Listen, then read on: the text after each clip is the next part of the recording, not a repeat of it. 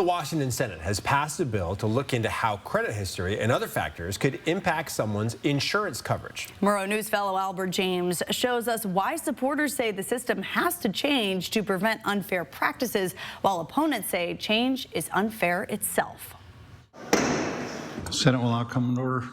Senate Bill 5589, the Secretary will read. Senate Bill 5589 would require the state's Office of the Insurance Commissioner to study how insurers use credit scores and other factors to determine someone's insurance eligibility and how much they'd pay for home and auto coverage. The office would then recommend policy changes to the legislature on alternative ways insurers can set rates. Consumer advocacy groups have found that drivers with clean records pay large differences in auto insurance premiums based on their credit score.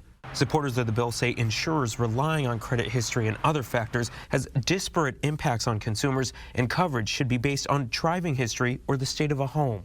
It should not be based on whether or not you have a college degree or whether or not you work in a blue-collar job as opposed to a white-collar job or your zip code.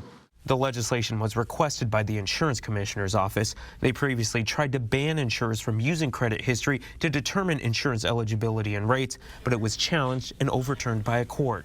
Senate Republicans voiced concern about how the previous attempt to ban credit history consideration resulted in higher premiums for some people based on other factors like age. I know that there are multiple factors, but we've already seen the effects of that, and I still can't support a study when we saw what did happen. The bill passed 29-20 with one Democrat joining all Republicans in opposition and now heads to the State House.